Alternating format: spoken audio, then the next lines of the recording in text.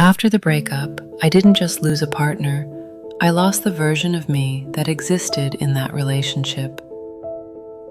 At first, I was busy with damage control, bank accounts, rent, passwords, explaining to people what happened when I didn't even have the words for it myself. My phone buzzed constantly that first week, but inside, I felt completely still, like I was watching it all happen to someone else. Then the stillness turned into a question. It whispered at first, then echoed louder each day. Who am I now? I remember the first night alone in our house. I sat at the dining table, the same one where we'd laughed over bad wine and made grocery lists and celebrated anniversaries. And now it felt like a museum. Every object felt frozen. His chair pushed in neatly, untouched. My plate sat in front of me, untouched too. I hadn't eaten. I was just staring at the chair. The weight of absence felt heavier than presence ever did. I glanced around and everything looked normal but felt wrong. The cushions he liked still on the couch. The coat he always forgot to hang still draped over the banister. His toothbrush still in the holder. It was like his ghost lived in every corner, not haunting me, but daring me to realize he was truly gone. The next day, I went grocery shopping. I walked through the aisles on autopilot, picking up the yogurt he liked, the bread he always wanted, and it hit me. I didn't even know what I preferred. I put everything back.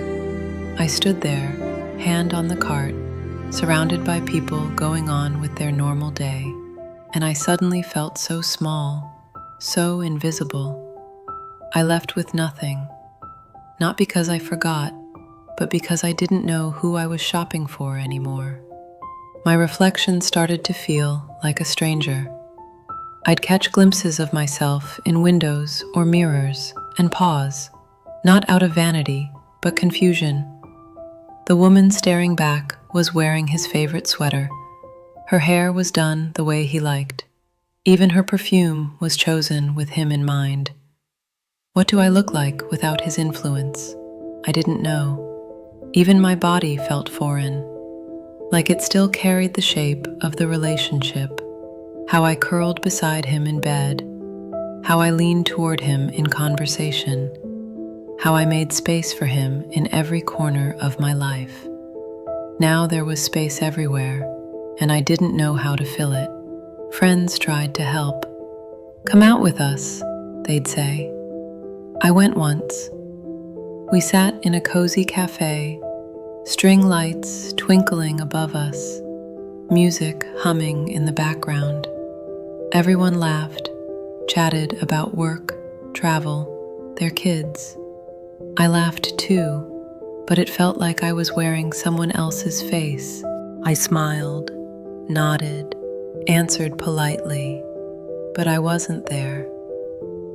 I was performing, playing the role of someone who was okay. I went home and cried in the bathroom for an hour without even turning the light on.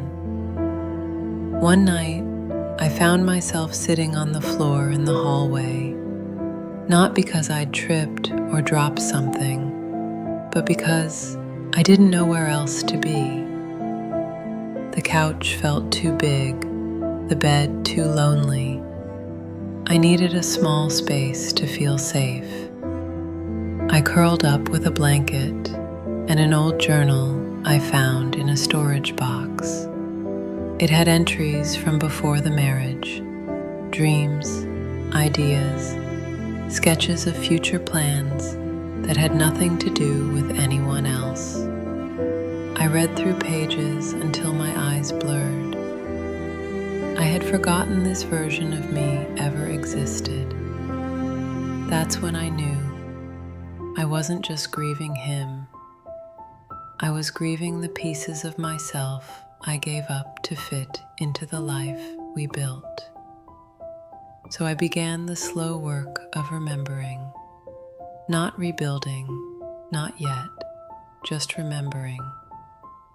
I started journaling again, just one sentence a day. Some days it was, I feel empty. Other days it was, I made tea the way I like it. I pulled out old playlists, songs I used to love before I ever knew him. One night, I danced in the living room to a song from college, barefoot, eyes closed. And for a second, I felt light again, not healed, but lighter.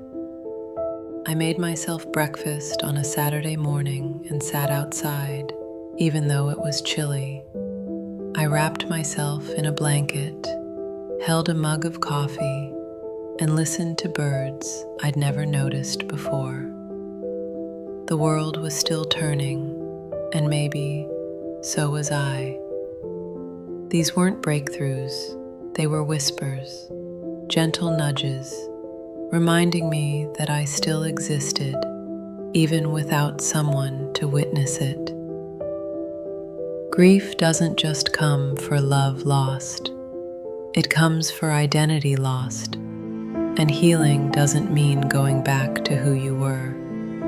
It means becoming someone new, with pieces of who you were and who you want to be, stitched together in honesty. If you're there, sitting in your own version of that hallway, I see you. You're not invisible. You're not broken. You're in the quiet space before becoming. Subscribe if this feels familiar. Leave a comment if you've ever looked in the mirror and thought, where did I go? Next video, we're going deeper.